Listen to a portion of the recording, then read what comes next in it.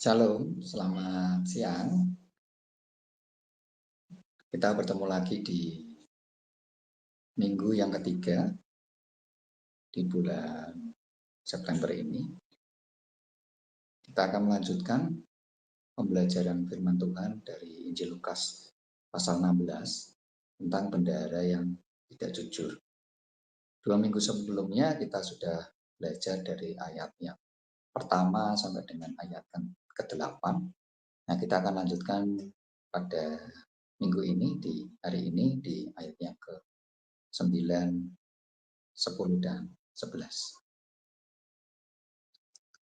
Saya akan bacakan Injil Lukas pasal 16 ya. Sedikit saya naik di ayat yang ke-8 dulu ya. Injil Lukas pasal 16 ayat 8.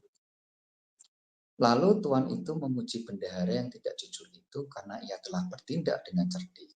Sebab anak-anak dunia ini lebih cerdik terhadap sesamanya daripada anak-anak terang. Dan aku berkata kepadamu, ikatlah persahabatan dengan mempergunakan mamon yang tidak jujur, supaya jika mamon itu tidak dapat menolong lagi, kamu diterima di dalam kemah abadi. Barang siapa setia dalam perkara-perkara kecil, ia setia juga dalam perkara-perkara besar.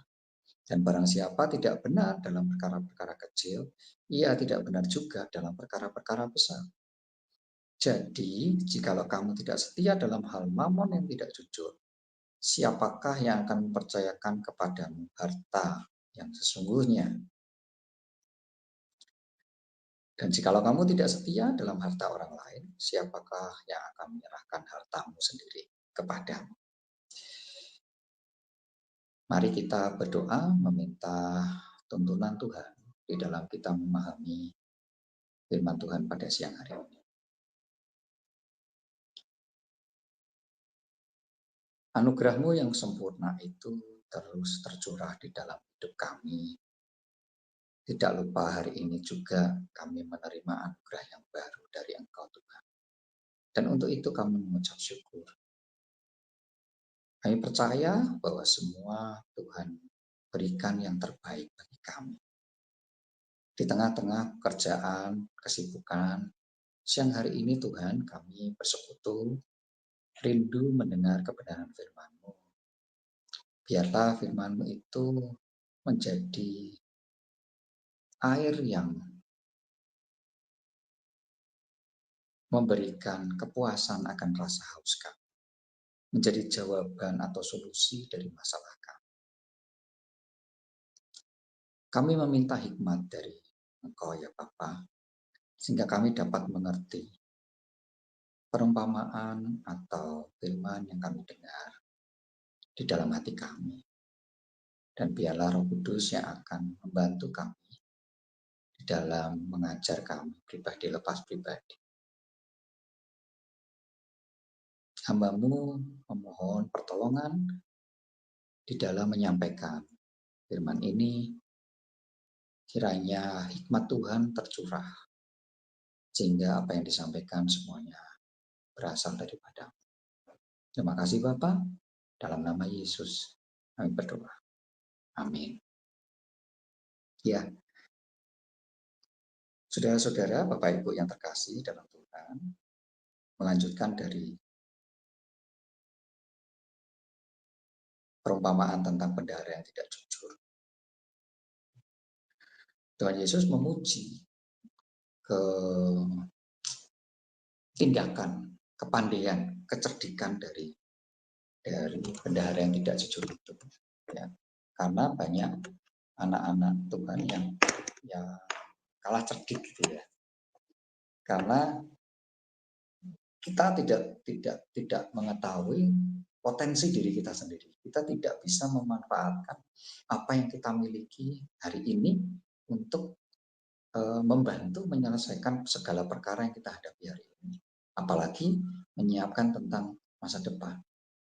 Kita lebih terfokus kepada apa yang kita tidak punya daripada apa yang kita punya. Nah, kemarin kita sudah belajar tentang hal itu, ya, dan semoga kita bisa bersama-sama bertobat untuk itu dan lebih menghargai pemberian Tuhan yang dengan lebih bertanggung jawab dan mengerti bahwa semua yang Tuhan beri itu sudah cukup, tanpa kita berharap lebih, bahwa apa yang Tuhan sudah beri itu adalah modal kita untuk menjadi pemenang pada hari ini dan esok hari. Nah, sedikit menarik di ayat yang ke-9 ini, Yesus memberikan sebuah pernyataan gitu ya, atau sebuah perintah, mungkin kalimat yang lebih kepada sebuah disuruh gitu ya, perintah ya, kalimat perintah.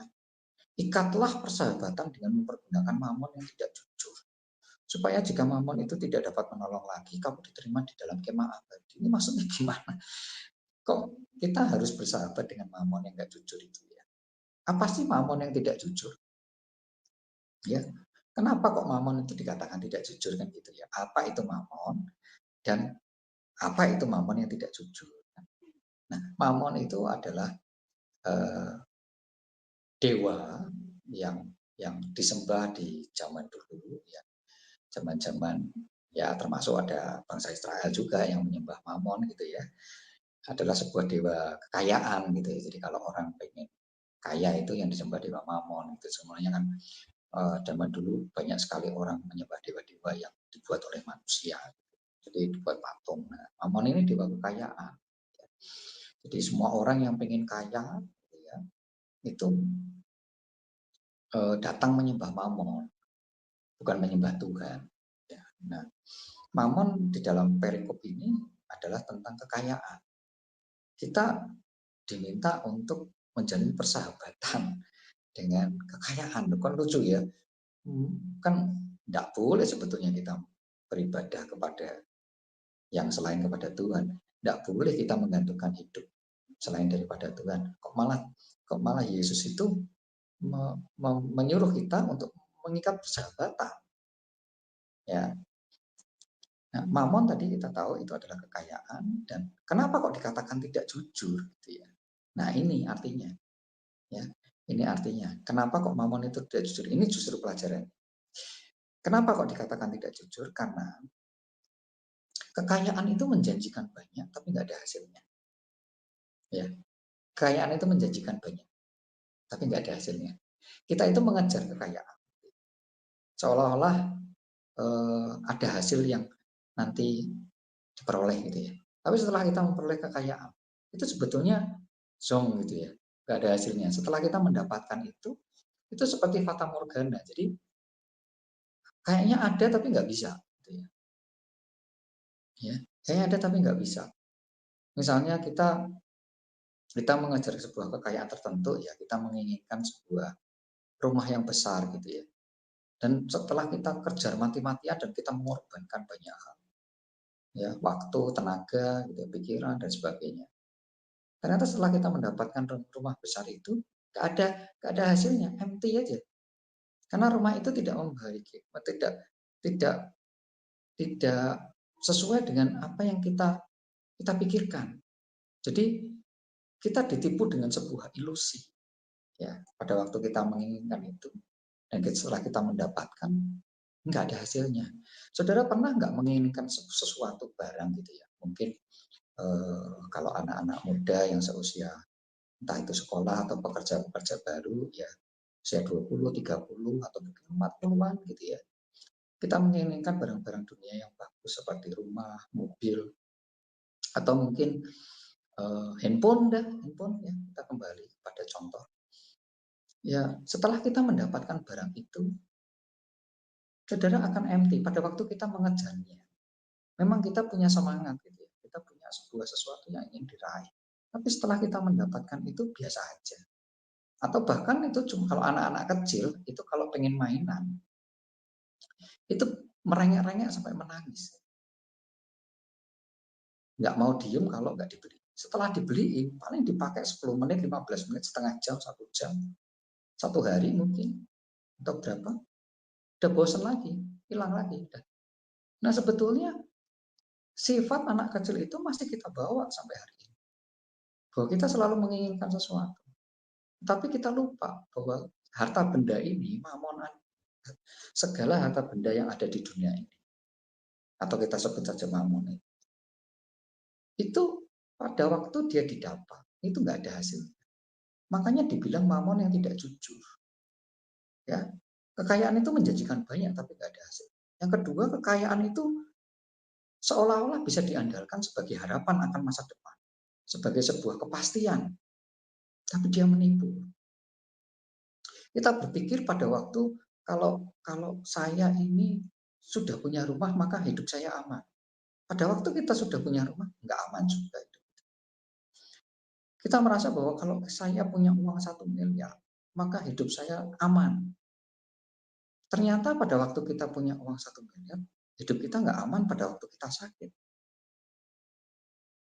Uang 1 miliar itu tidak bisa memberikan kesembuhan. Iya, bisa membayar biaya pengobatan ke dokter, betul. Bisa membayar tagihan rumah sakit, betul. Tapi tidak bisa memberi kesembuhan. Beberapa waktu yang lalu ada wabah penyakit COVID. Semua orang berlomba-lomba bahkan untuk mendapatkan oksigen. Orang rela membayar lebih 3 kali lipat, 10 kali lipat bahkan atau lebih. Ya. Orang yang punya duit nggak ada arti. Karena uangnya tidak bisa menyelamatkan dia. Kalau saudara sudah terkena penyakit kritis ya, penyakit yang berat-berat, saudara punya uang 1 miliar atau bahkan 1 triliun itu tidak bisa membeli nyawa, nggak bisa membeli nyawa kita. Jadi mamon itu tidak jujur, dia seolah-olah kalau kita kaya itu bisa menjamin masa depan, memberikan sebuah harapan yang palsu. Itu tipuan.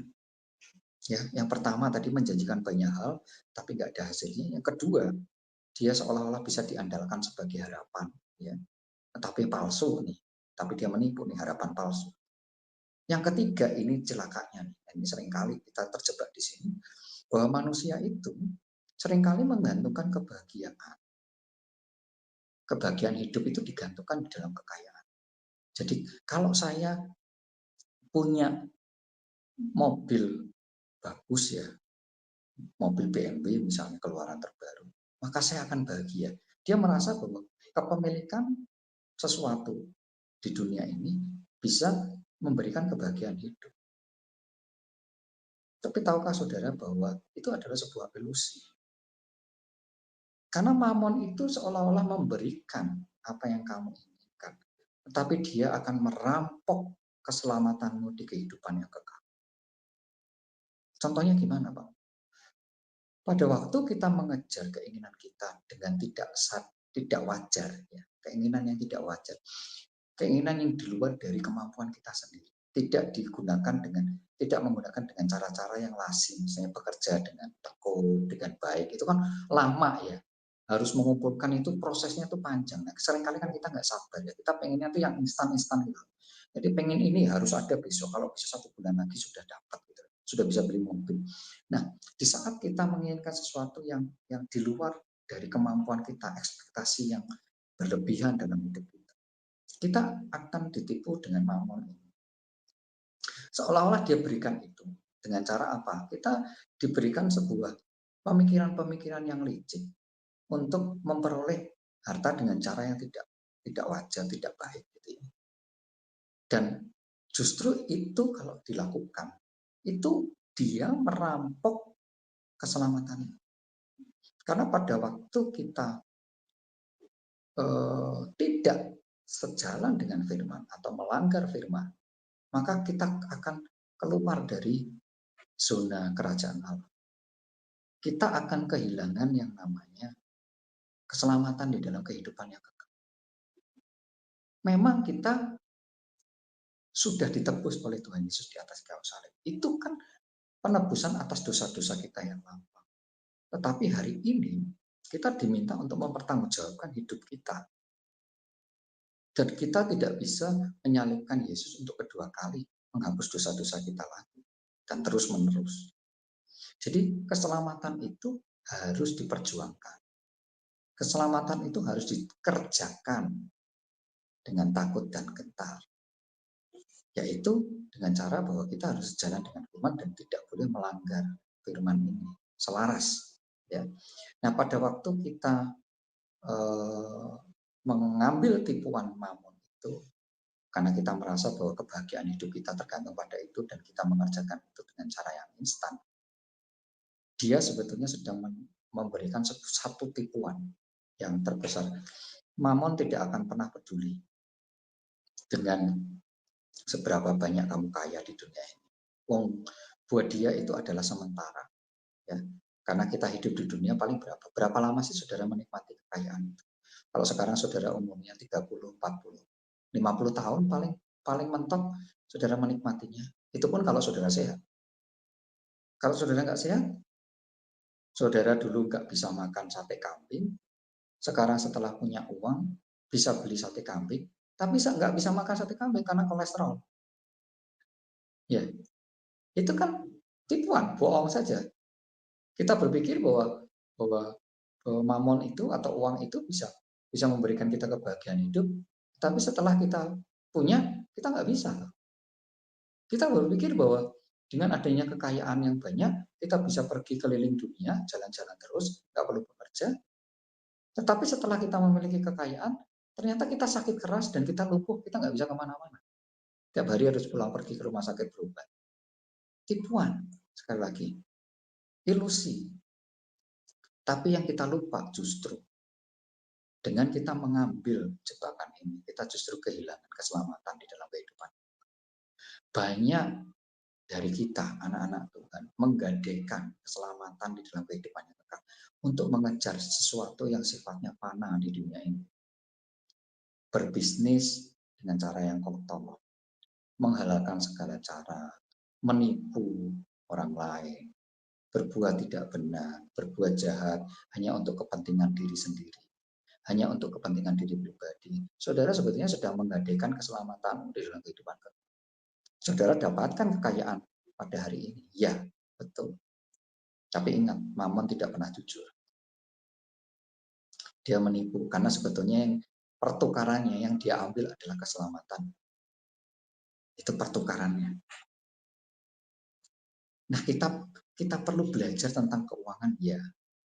Penting kita belajar keuangan, tapi yang lebih penting daripada itu adalah kita harus belajar bagaimana menggunakan uang atau harta kekayaan yang kita punya di dunia ini untuk kehidupan kekal. Itu pelajaran dari bendahara yang tidak jujur ini.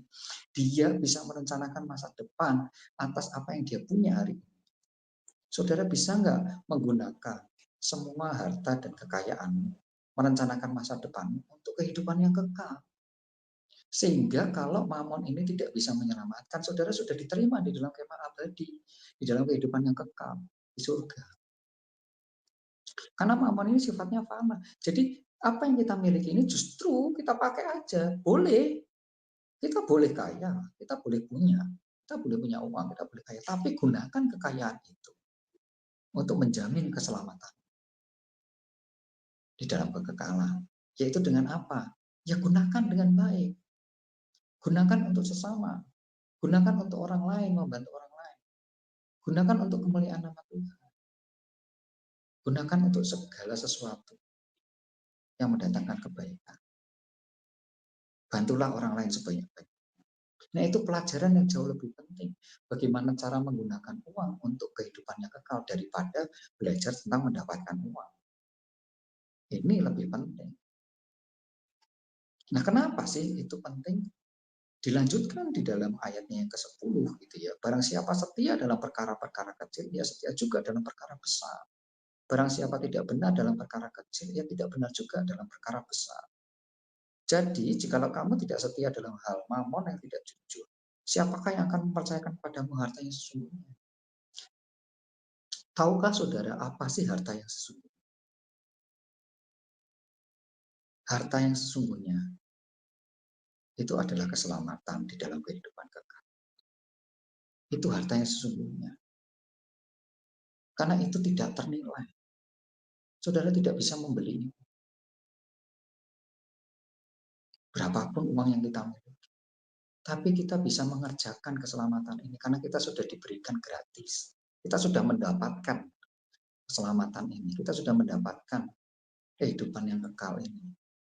Tapi kita harus mengupayakan dan gunakan semua yang kita punya untuk mengamankan harta kita yang sesungguhnya ini. Ya. Nah, Tuhan memberikan sebuah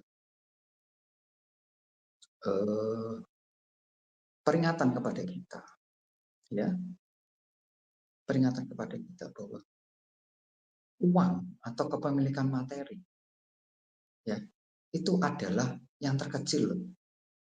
Ya, dari tadi kan ceritanya tentang bendahara yang tidak jujur, ceritanya tentang uang, ceritanya tentang mamon yang tidak jujur, ya, tentang harta. Ya. Terus kemudian di ayat yang 10, barang siapa tidak setia dalam perkara kecil. Nah, jadi materi itu adalah perkara kecil bagi Tuhan. Ya, itu kecil banget. Jadi kalau saudara tidak bisa lulus dari perkara yang kecil ini, yang tentang uang ini saudara nggak ngerti konsep yang benar tentang uang ini, konsep keuangan di dalam kerajaan Allah, saudara nggak ngerti. Ya. Itu perkara kecil aja saudara nggak ngerti, saudara nggak akan pernah dapat perkara-perkara yang besar. Jadi kalau kita tidak benar dalam perkara kecil ini, artinya perkara uang ini kita nggak benar, ya kita nggak akan pernah bisa benar juga dalam perkara-perkara besar. Dan tentunya kalau kita nggak jujur dengan perkara ini, perkara materi ini, perkara uang ini, maka kita nggak akan pernah bisa mendapatkan harta yang sesungguhnya.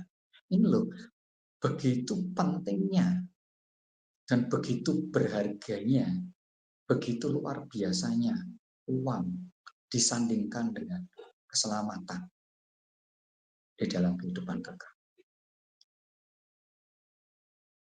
Tuhan tidak pernah menyandingkan dia dengan iblis atau setan, karena itu adalah ciptaan. Gak sebanding, gak sepadan. Tapi dia tahu, dia bisa ditinggalkan oleh anaknya, karena anaknya mencari uang atau harta kekayaan. Sandingannya kamu tidak bisa menyembah dua Tuhan. Pilih Tuhan atau Mammon. Bukan Tuhan atau setan. Karena nggak sebanding itu. Yang bisa meninggalkan kita, itu adalah Mammon. Nah, ini adalah yang terkecil. Bukan yang terbesar. Ilusinya seolah-olah ini adalah segalanya. Enggak, itu yang terkecil. Jadi saudara, upayakan mulai hari ini kita setia dalam perkara yang kecil. Karena kalau kita sudah setia dalam perkara kecil, kita akan diberikan perkara besar. Dan terutama kalau kita jujur dalam perkara ini, kita nggak akan kehilangan keselamatan. Karena kehidupan kita tidak terikat pada mamon. Kita tidak menyembah mamon. Hal ini tidak bisa terlihat dari tampak nyata perbuatan sehari-hari. Saya tidak bicara dengan orang yang kaya itu pasti menyembah mamon. No, bukan. Ini tidak ada hubungannya dalam ukuran absolut. Ya. Ini adalah sikap hati di dalam. Jadi mungkin ada orang kaya yang terikat pada mamon, tapi bisa jadi juga ada orang kaya yang tidak terikat pada mamon. Artinya dia dengan mudahnya saja menolong orang, manifestasi, mudah menolong orang lain, mudah membantu orang lain, punya kasih, mau berbagi, itu manifestasi yang umum. Tapi sekali lagi perlu diselidik lebih dalam. Apakah betul-betul tidak terikat pada mamon? Pada waktu segala sesuatunya itu diambil, apakah dia tetap setia sama Tuhan atau tidak? Ya. Nah, ada juga orang miskin yang nggak punya apa-apa, terikat sama mamon. Ada. Contohnya adalah saya mau melakukan sesuatu, kalau ada bayarannya, atau saya mau pergi ke gereja kalau dapat sesuatu dari sana. Begitu sudah tidak dapat sesuatu dia nggak mau. Berarti kan dia digerakkan oleh mamon, bukan digerakkan oleh cinta kepada Tuhan. Ya, jadi keterikatan akan mamon ini tidak nampak di dalam status sosial seseorang, tetapi di dalam hati masing-masing. Ya, tidak bisa ditentukan dari status seseorang.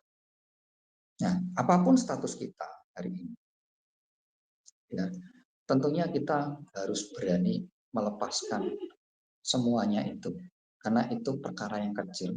Perkara kecil aja kita nggak bisa lepas, mana mungkin kita berani melepaskan perkara yang besar.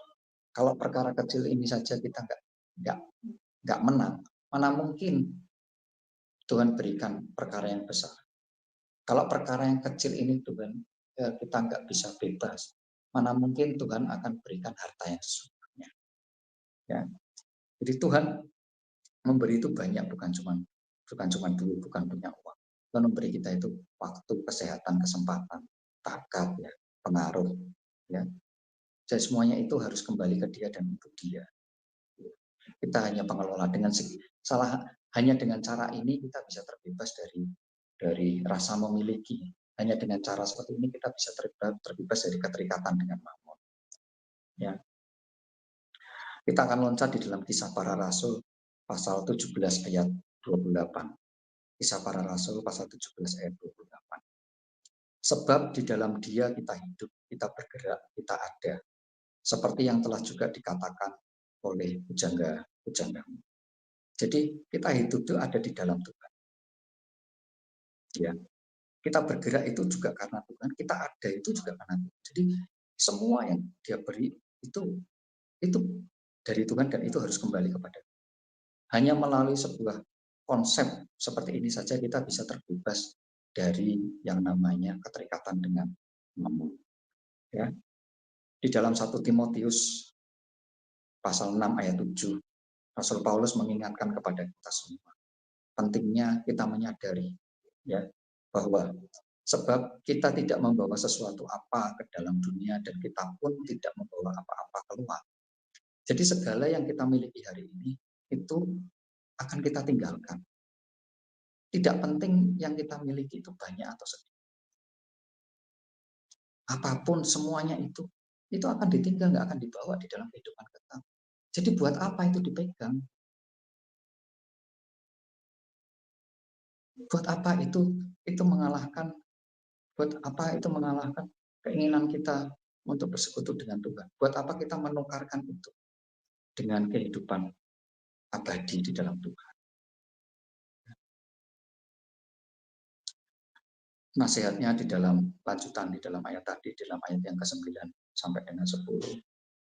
Lanjutan supaya kita tidak terjatuh di dalam keterikatan, ya, dengan Mammon. Tetapi mereka yang ingin kaya, ya, ingin kaya, bukan yang kaya, ingin kaya.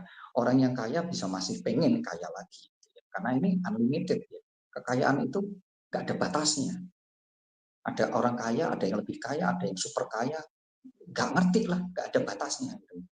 Jadi siapapun yang ingin kaya, baik yang kaya maupun yang miskin, tetapi mereka yang ingin kaya terjatuh ke dalam pencobaan, ke dalam jerat dan ke dalam berbagai-bagai nafsu yang hampa dan yang mencelakakan, yang menenggelamkan manusia ke dalam keruntuhan dan kebinasaan. Karena akar segala kejahatan ialah cinta uang. Sebab oleh memburu uanglah beberapa orang telah menyimpang dari iman dan menyiksa dirinya dengan berbagai-bagai duka. Jadi Timotius pasal 6 ayat 9-10 ini mengingatkan kepada kita untuk kita jangan terjebak kepada keinginan untuk kaya. Karena akar segala kejahatan itu cinta uang. Jadi uang bukan yang menyebabkan kita kehilangan keselamatan, tetapi pada waktu kita memburu uang, kita bisa melakukan banyak hal dan disitulah kita bisa kehilangan keselamatan. Kita bisa tidak diterima di dalam kehidupan abadi di surga bersama dengan Tuhan.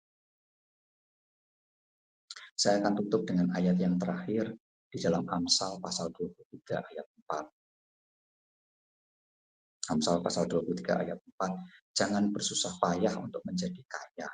Tinggalkan yang.